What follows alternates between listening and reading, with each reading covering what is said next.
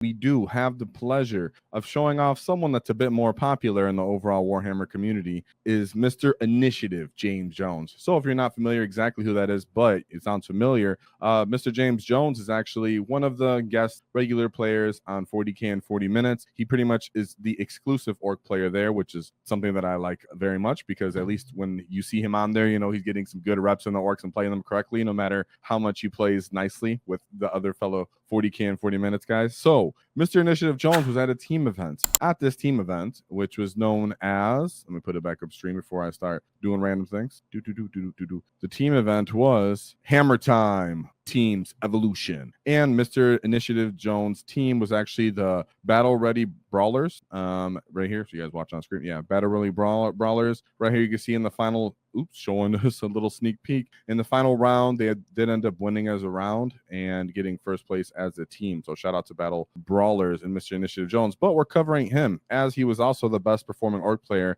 getting 9th overall at this event. So let's take a look at his list. So shout out to Mr. Jones, because he did say that he does watch Table Wall Tactics, so he is familiar with some of the concepts here. Yet you can see that my boy was being creative here and brought back some old school. What I mean by that, I'll tell you. So we have the Takrot Wartsnaga, 3 individual mechs. Yes, guys, the basic mini mech was making his comeback in this detachment. Of course, Dread Mob, he has his way. We have 3 big mechs with shock attack guns, 1 with Get Finder goggles, which is the only enhancement that I really truly want you using in Dread Mob. Of course, you can make points for Smoky Gubbins if you have it left over, stick it in there. But you just definitely need Get Finder goggles. Then he has 2 war bosses. Right off the bat, when I looked at this list, I was like, goodness, that's a lot of characters. That's a lot of characters. For Dread Mob, you don't necessarily bring that many, as sometimes you're already giving up Bring It Down, or in general, you want units for other stuff. You don't really look at so much characters. So you can see Mr. Initiative was already thinking a little bit creatively here.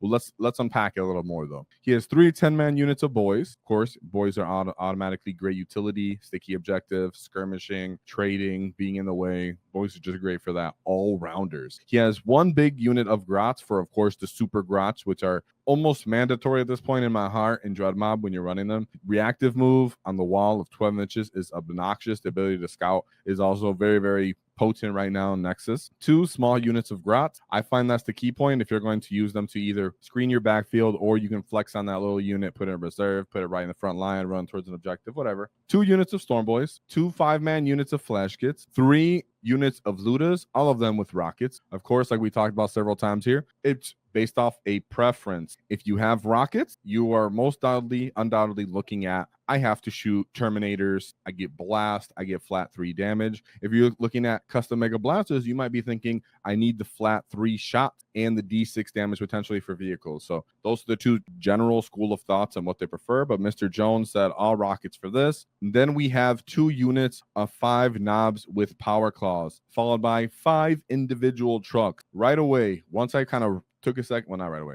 As soon as I finished the list and I looked at it, I go, okay. Of course, he did tell me stuff, but I did go, okay, we know about the 5 trucks / 6 trucks. That's been good since Index. What is he doing with these 3 mechs? So when I spoke to Mr. Initiative Jones, which he did actually give me a couple notes, shout out to him for being in our Discord. If you want to talk to him, he's in our list review channel right now. He let me know, well, I'm looking to use the mechs to simply give the Lootas a shooting platform buff, right? And I'm using 5 trucks for the mobility and a little bit of a skew because he's playing teams event, right? A bunch of transports. Why does this look familiar? Take the clock back to Index Hammer. When we were running around at Index Hammer and people were running around with Captain Badruck and the Flash Gitz, Badruck and the Dirty Boys, even Mr. Brad Chester, shout out to Brad Chester, was running what you would call the Flash Gitz with the mech combo, where you can just run around the battlefield, the mech will jump out, stab the truck, and make the truck start shooting on a better ballistic skill. Mr. Jones said, well, I'm going to use it as a double fold. 1, my mech will either stab the truck and give it a nice, reliable shooting output, yet I don't have to disembark my soft-bodied Lootas, or the Lootas will take advantage of my maneuverability, and I will actually take them out of their safe location. I will move the truck, disembark, and then get my shooting potential off. When the enemy decides to respond to me, then I will simply be in a position to overwatch them because the truck allowed me to take the initiative. That's why he's called Mr. Initiative. Now, that takes you right back to index, because he also complements that with SWAT teams. So then he brings SWAT teams, which is war boss with the Nobz, followed by 2 5-man units of flash Gitz. So 3 of these trucks are loaded up with Lootas mechs. The other 2 are loaded up with SWAT teams. Boom. Very effective. He can double down. He has redundancy on the battlefield where he can play either flank with 1 SWAT team here, 1 SWAT team there. When somebody goes to stage into middle, he comes out there with Zod, or the Lootas can take response to the middle. So he's well-rounded. And like I said, this was a team event, and Mr. Initiative is showing his flexibility and thinking as he goes, okay. Lootas are where they're at. Love the Dread Mob, love the Overwatch. Yeah, what are orcs already innately doing and good at? We were already good at MSU. We are already innately good at truck spam. We already had the potential to use our trucks as mobile firing deck gun platforms. That's something unique to orcs, and we can talk about that more. Of course, there's other armies that can do it, but the fact that we can soup our shooting up is pretty hilarious. So let's take a look at his win path as Mr. Initiative. Give me a couple notes here and there. And he is also in the chat. So if I mess something up, of course, give me a shout out. And I see you guys in chat. Shout out to everybody in there. I do respond to chat as we go. So, of course, give me your response, because if I mess up or you got something to say, I'll see it. Or I'll ignore you if you ask me if soup is a cereal. Just joking. Today's sponsor, Baron of Dice. So Baron of Dice has great dice. They have actually enabled us to give these dice out for our paint competitions. So I greatly advise that you go out there. We have a link in the description for 5% discount. That's, of course, because nobody likes taxes. Shout out to the Baron of Dice, because they are actually customizing orc dice just for us that you guys will be able to get a hold of, and they look exceptional. So shout out to Baron of Dice. Really appreciate you guys, and I really do suggest you get them. I love the actual texture these dice have.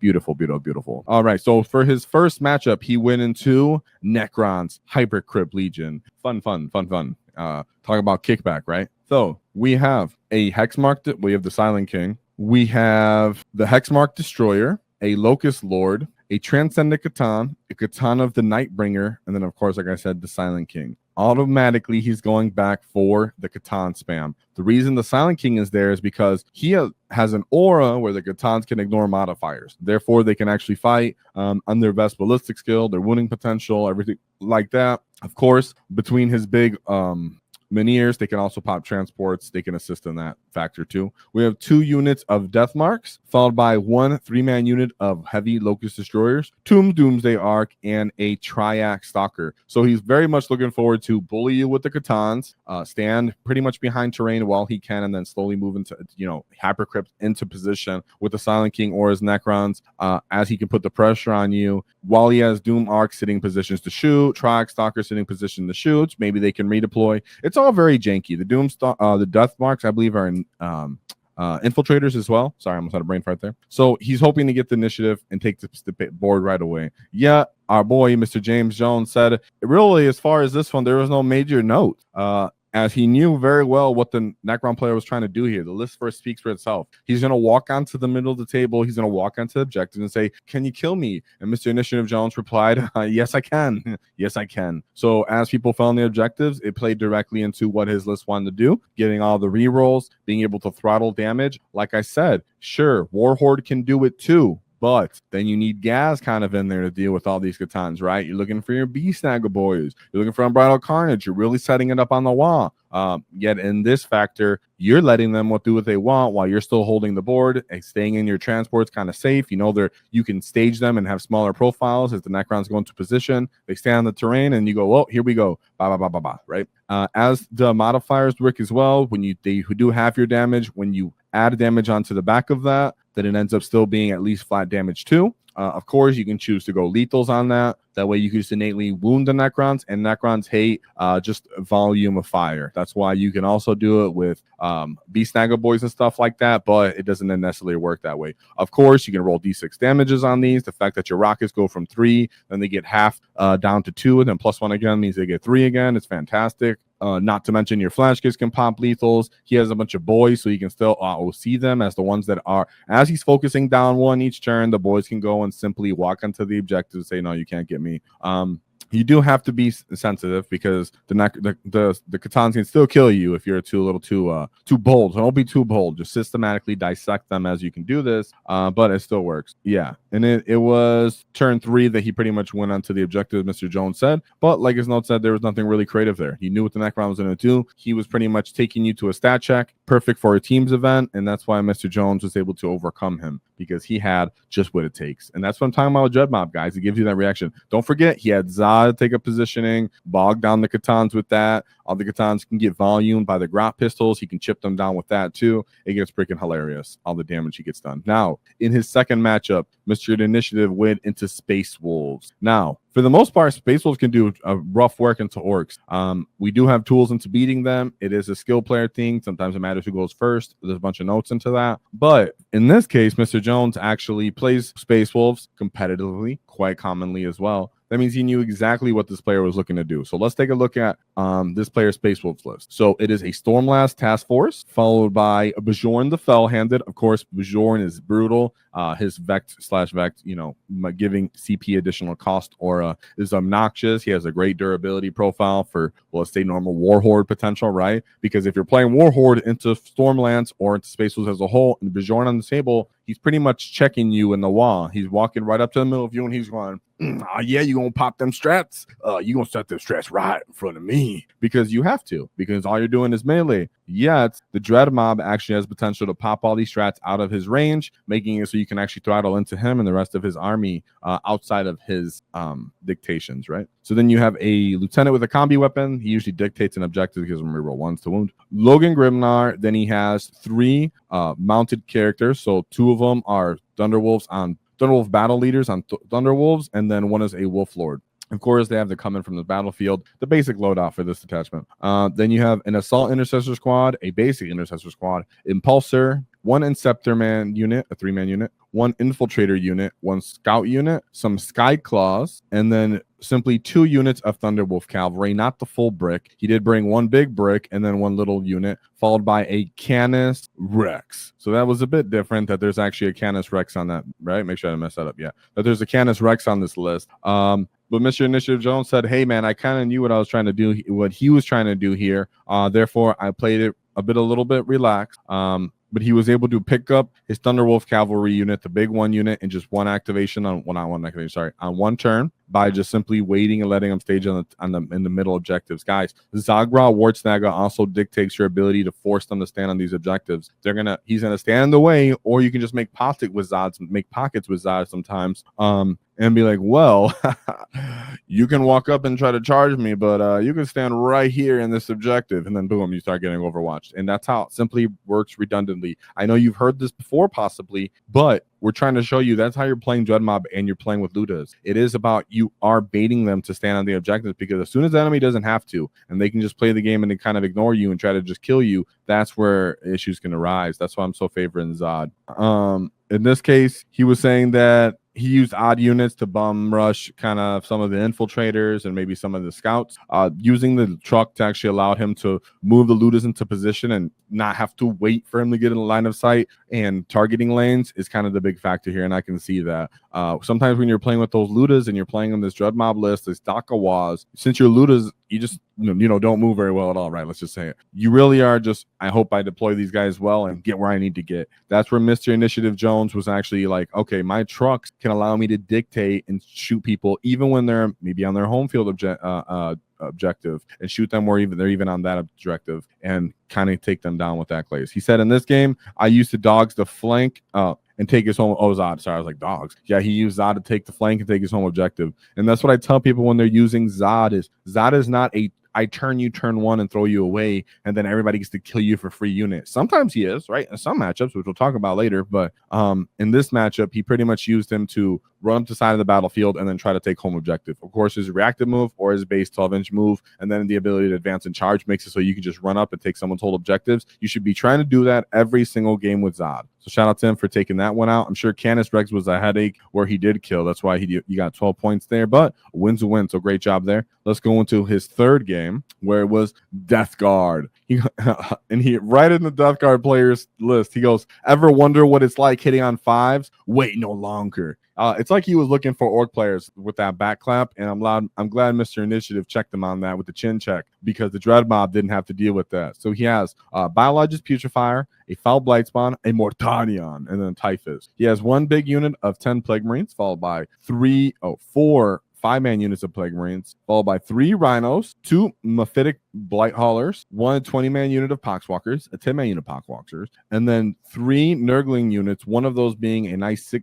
6-man unit, and then Rodigus. So Rodigus is interesting as a little tech piece. So Rodigus can allow you to, he has an aura around him where he can reduce enemies' OC potential. So your grounds go to OC1, and he has the potential to give additional damage when he selects a unit and make them -1 to hit. He said if he'd picked -1 OC, he would have won the game. Well, he should always be picking that. What do you pick, Mr. Jones? I'm surprised. Whenever I play, my exceptions, but Rodigus is definitely a real key and a real factor sometimes. And so the Nurglings. He has enough Nurglings that if this was a Warhorde matchup, guys, he'd be stacking that -2 on you so quick. And he even wrote that in his title. So he was looking for that. Yet, like I say, my boys, when we started this, we're picking and we're teching into Dread Mob because it gives us the answers into armies that would technically beat us or have great advantages into us. Of course, Warhorde already allows us to beat things that we can beat. Dread Mob allows us to beat things that we normally can't beat, yet still have the tools to beat those guys. He said, he picked -1 to hit. Rodigus picked -1 to hit, yet he was really in his auras. Yeah, because you're trying to shoot Dread Mob. You're trying to shoot with Dread Mob for the most part besides your Nob unit. So I really love to see that. The Rodigus does have the reduced OC by 1. And of course, this guy was definitely going to pick -1 weapon skill, ballistic skill, and then use the Nurglings on top of that. So Mr. Initiative in this matchup said it was a really tough game and that he was actually losing for the most part until late turn. You know why that doesn't surprise me, chap? Because Poxwalkers and the amount of transports he had. So the Mephitic Blight Callers are your early game. They can just straight up die, and they're only 90 points for the kind of vehicle chassis they are, giving their that contagion range that they're giving off. And then even though Dread Mob would have his DACA, they don't necessarily love units of Poxwalkers to shoot at them. They're really cheap, and they're not trying to shoot them necessarily and one-shot them. But of course, you have boys that can kind of deal with this and stuff like that. But you can see why it's a slower marauding game where Jones had to wait than actually take the lead at the end of the game. There's a lot of little landmines or little units that are going to go fight that aren't really getting their potential. Like in other matchups where a big expensive unit moves, you overwatch it, get a huge trade. And here you're just kind of trading with 5-man Marine units and such, besides really Mortarion, which you're trying to kill him, yet Mortarion can actually survive some Dread Mob shooting. So doesn't have Armor of Contempt, thank goodness, but he can survive for the most part. He said it was really about, at the end, he went a 25-point swing. But he felt like he was really fatigued after this game, as it was such a durable, a tough matchup for him. And that's funny because that's exactly how I felt going into Death Guard too. Whenever you do overcome them, because you're like, ooh, if I get close, I want to get close. Ooh, if this happens, this can happen. Oh, then they can reduce damage in combat, and oh man, they're annoying. And they do a bunch of damage when you're close to them in the mid table. So very nice for him to overcome then. Now he goes into his 4th game. Oh, sorry. Before I move on from the last thing about a Death Guard list, he said he picked off a Rodigus in the middle of the table on turn 2, and then Morty took his place. And yeah, in my anecdotal experience as well, I do get to see these thick boys like Rodigus a little more often than others, and Dread Mob very much can do it. Now, one unit doesn't necessarily do it, but the fact that one, you can just really make line of sights to him pretty easily because he's a big thick boy. But 2, once he goes to move, then you overwatch him. That's enough to clean him up anyway.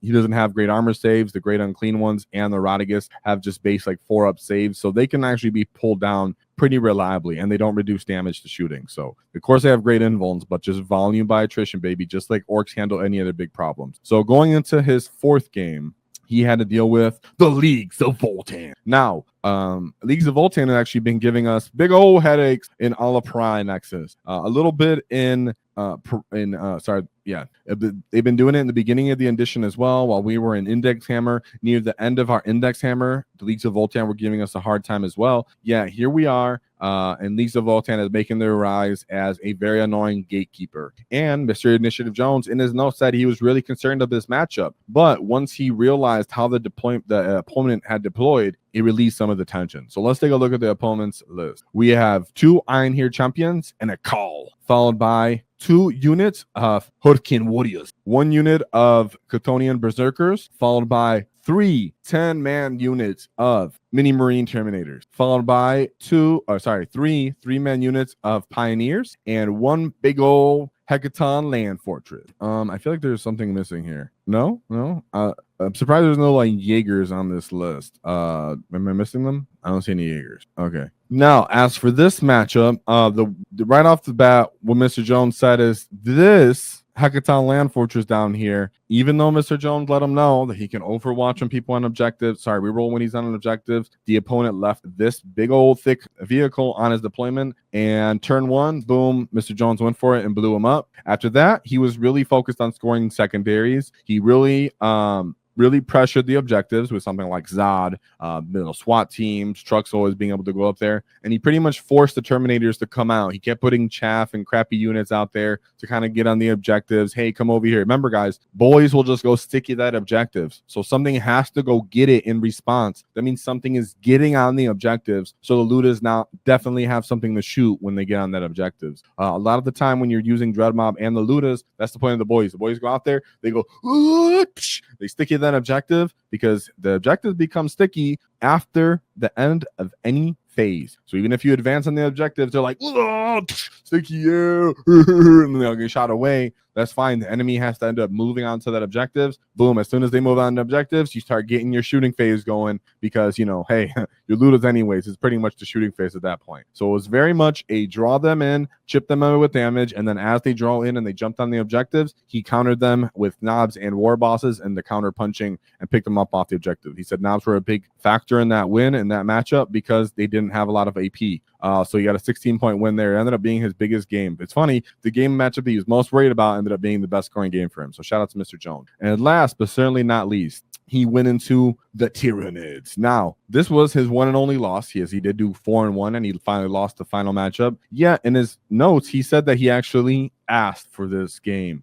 He really wanted to test the list. Yeah, he just realized he didn't kill the bugs, or could not kill the bugs fast enough. Now, let's take a look at this Tyranid. He went into Synaptic Nexus detachment, followed by a Hive Tyrant, a Neural Tyrant, 1 unit of Gargoyles, 2 unit of Hormigons, a Biovore, 2 Exocrines, 3 Lictors, 2 Maleceptors, a Pyrovore, a Trigon, a Tyrannofex with the Rupture Cannon, and then another Tyrannofex with another Rupture Cannon.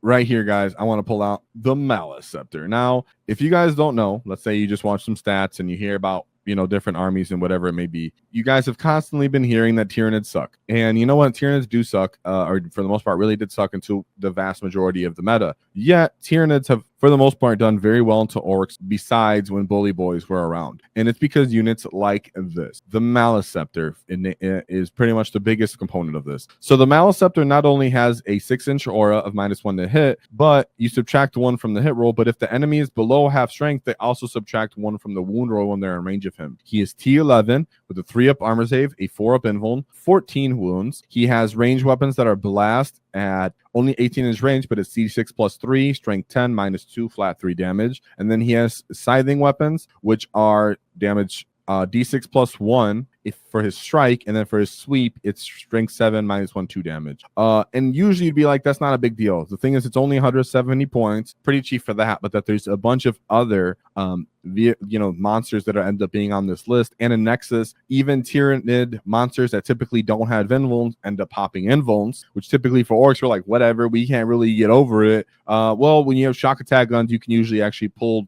these guys' invulns up, or just blast through their armor. In this case, they can actually pop that. Really annoying. And taking battle shot can become a factor going into Tyranids. So Jones pretty much said in this game, he said that he was just trying to figure them out. He pretty much said, I wasn't feeling anymore. Game 5, which I can actually feel that, guys. Sometimes you're just tired, and you're just like, man, I really want this to go. He was feeling a little tired, a little hungover. He was like, let's just make this go. And for the most part, when you play Tyranids, you do want to go, I'm just going to kill these guys. I'm going to put the pedal to the metal, punch them off the middle of the table. I'll die, but yet I'll score all the points and they'll just be dead too. In this case, as he went to take the initiative, as he's called Mr. Initiative, he disembarked from the trucks, took a nasty overwatch, ended up losing that Luta unit right away. And from there, he ended up not having enough resources to kill things he wanted to kill, and just ended up losing that game. So a couple notes overall is, one, Tyranids have been giving orcs a matchup difficulty in every detachment and every meta throughout ups and downs when it comes to like two exceptional players meeting each other, right?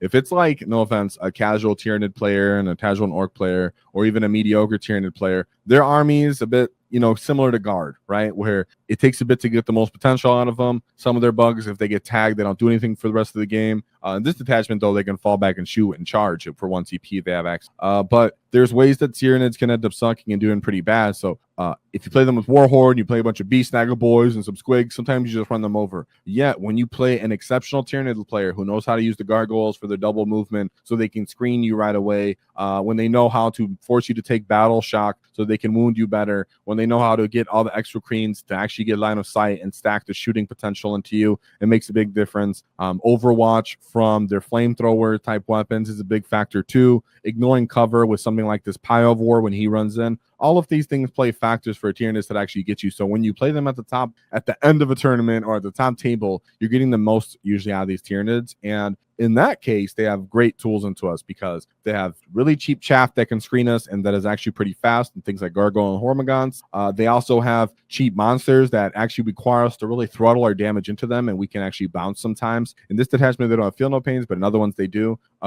So don't feel bad if you're having a struggle with Tyranids. It's just kind of an indicator of what orcs are struggling for. Yet, I still very much think that Dread Mob does have a lot of the answers for that, and that's another reason why I play Dread Mob. Of course, because if they have something like, I believe the Swarm Lord, or is it the Hive Tyrant? I'm having a brain fart right now, but I think it's a Swarm Lord, where they can make you take additional CP cost if you're playing Warhorde into them and have issues there. So all in all, Mr. Jones did say that he thinks this was a little bit more of a team list because it was a bit skewed. Yet, to be fair, you can see where a lot of these similarities are with the single Dread Mob list that are doing well too. So I think it's fine in singles. He said he hasn't really thought about what he would change about this list, yet that he's looking to take it to another RTT. So one more look at Mr. Initiative Jones' Dread Mob list. He has Zagra Wartsnaga, 3 individual basic mech, 3 big mechs with shock attack guns. One of those has Get Finder goggles, 2 basic war bosses, 3 10-man units of boys, 3 grot units, one of those being a max mega grot unit for the